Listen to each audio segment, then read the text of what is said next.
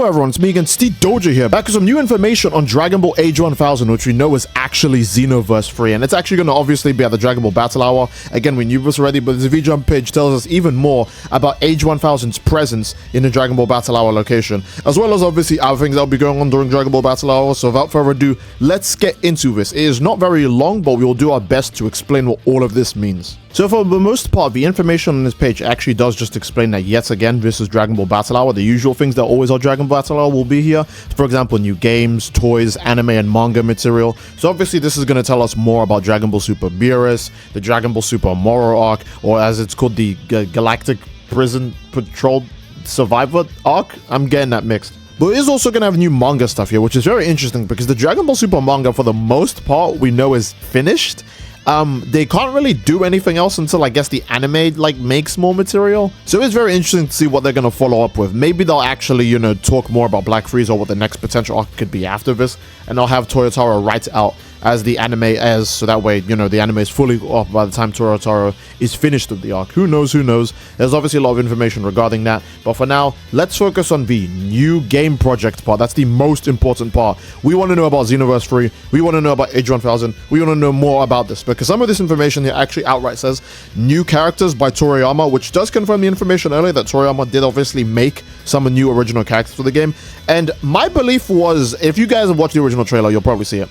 In the original trailer, they show this character design, and then they show Toriyama's name, and then they show the character design's colors mixing with Toriyama's name. It originally made me think that this character was supposed to be Toribot or Toriyama as a Dragon Ball character, basically, immortalizing Toriyama, making him a character that was in the setting. But this is most likely, again, the custom character for Xenoverse 3. We see him do the same thing that the Dragon Ball heroes and Xenoverse and online age characters do, where they bring up a touchpads to play with it. You guys remember that when you're adjusting skills or movesets in Xenoverse 3, your character brings up a menu and starts messing around with it too. Same thing with all the other Dragon Ball games that are basically in the far future. So, yeah. They actually do talk about, obviously, it's a new game and, Project Age 1000, Super Saiyan forms and whatnot. They do actually mention Super Saiyan here, but when they're talking about it, I think they're referring to the actual character who's going into Super Saiyan, not that anything else is happening with Super Saiyan. This should give you a better look at everything on the page, but again, the translations, I do want to say the translations are rough translations. The most that they do say is that it will be making an appearance in Dragon Ball Battle Hour. There'll be tons of new information involving it.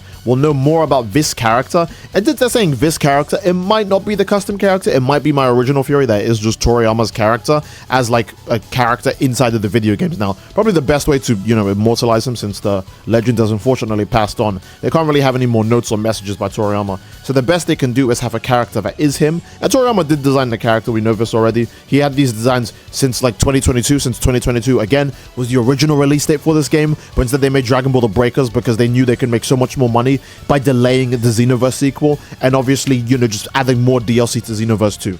So it's interesting regardless to see all of these things. I mean, you can tell this is Toriyama as heck, because it's got all of the new design aspects that Toriyama loves adding with his future characters. For example, he does have the Saiyan style boots that Vegeta has and stuff like that, but just like Vegeta, the boots have traded off their pointed tips to a more rounded tip, and now they have a platform underneath, or a thicker sole basically. Before, the sole of the shoe was basically the exact same as the rest of the shoe, but now there's a distinct line to be yep, there is a gap between it. Goku has the same thing, and I'm gonna be real, I think Toriyama did this for design, but it actually does help Vegeta and Goku overall because it makes them look taller, since their shoes are now just boots basically. It gives them more height, which is just kind of, it's a good way of making characters taller who are already in their 40s to 50s. You can't really make Goku and Vegeta any bigger without making their designs or aspects look bigger. For example, making Goku's gi puffier. You can see this in the Age 1000 character. Realistically, he's got the same size as modern Dragon Ball Super character designs, where his body isn't very big, he's kind of skinny, but his outfit adds so much extra mass to him by having the big red parts of his shoulders stick out, and the greeniness of his jacket and his belt really push out the character design. It's Toriyama as heck is what I'm trying to say. I'm sounding like a nerd right now, but I'm just trying to say that this is a Toriyama designer, right? He knows the characters aren't as buff as they used to be, and he's not going to draw them as buff as they used to be, because they don't need to be that buff anymore, because it's not just non-stop Frieza saga, we must fight the whole arc kind of character designs now. So these characters are relaxed, they're chilled out people who get thrown into these scenarios, so they have these slimmer, more normal designs, and you can just draw them buffer when the fights actually start. I'm just nerding, I'm so sorry, I just wanted to get out of the way real quick, but this is how Toriyama did all these designs before he passed away, is what I'm trying to say. And again, I don't think this needs to be said. I think this part's pretty obvious. But obviously, with the new Xenoverse free information coming out, we are most likely going to get new information on, again, Future Saga Chapter 4. Now, we'll probably get the new trailer for Future Saga Chapter 4 that probably explains or somehow ties it to Dragon Ball Xenoverse 3. I don't know if we'll get a title reveal for Age 1000 in Xenoverse 3 in Battle Hour. I was thinking about it. We might not get the title reveal because, again, it'd be weird to be like, by the way, the sequel's coming out, but please buy the DLC for the last game instead of just waiting for the sequel. Like, I can see a lot of people doing the Overwatch thing where, you know, oh, now that we know Overwatch 2 is coming out, why buy any of the stuff for Overwatch 1? So maybe Bandai Namco won't reveal the age right now, or maybe they will. They just don't give a damn. They just know people will buy more Xenoverse content regardless, because Xenoverse is some of the people's favorite Dragon Ball game. No matter how people, like anybody, feels about Xenoverse, it is the people's like favorite Dragon Ball game. People will buy everything Xenoverse. They'll support everything Xenoverse. They want new skills. They want new costumes for their characters. They want new Super Souls, so that way the gameplay is like more exciting, etc., etc. Right? People will pay any amount to have more stuff on their original Dragon Ball characters. So it wouldn't be a surprise if they just go, hey, this game is called Age 1000, but the final DLC for the previous game is coming out and it's going to tie into Age 1000. Buy that to know how the tie-in is going to go, you know? They could easily still market it like that, and I imagine that they will, because it'd be really weird to announce another Dragon Ball like future project in the same time that Xenoverse 2 is going. And Xenoverse 2 basically is a far future game. While it doesn't take place as far as Age 1000, it takes place in the Age 850. It's still like way ahead of Goku and Rest. It's like 70 years ahead of like the end of Dragon Ball Z.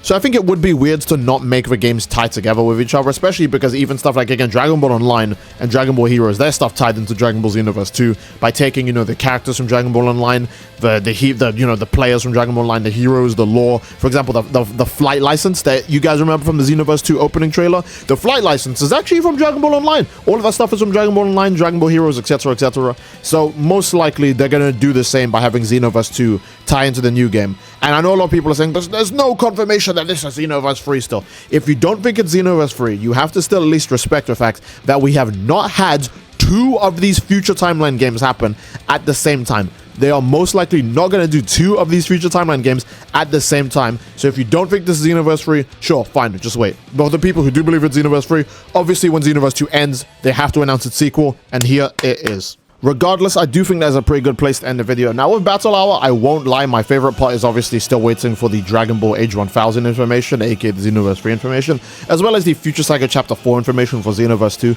But I am still pretty hyped to see what they might show for the anime, because I do want to remind you guys, no matter if you think this is a Xenoverse 3 or not, the anime's news is going to regard what's going to show up in this game and in Xenoverse 2 potentially. Again, Xenoverse 2 will shamelessly probably still add a new character pack to the game before Age 1000 comes out, just to milk as much money as possible. So if they announce, like, you know, Miras or Moro or any of these other like new characters, or if the manga even announces a new character coming to it, because again, anime and manga information is here. If the manga announces a continuation, with that comes new characters, and with new characters comes new gameplay for the Dragon Ball games, whether it be DLC for Sparking Zero, Xenoverse 2, a pre-order character for Age 1000, etc., etc. Right? All of this information up here is still very important to the information down here. So yeah, I think that's a pretty good place to end it. I just wanted to get that last part off my chest because I forgot to mention that new anime stuff will always show up in the games no matter what. So that will be it. Again, I do hope you guys enjoyed. If you enjoyed, then obviously, again, please leave a like on the video. Don't forget to subscribe, as it greatly supports the channel, and leave a comment down below as to what you'd like to see next. And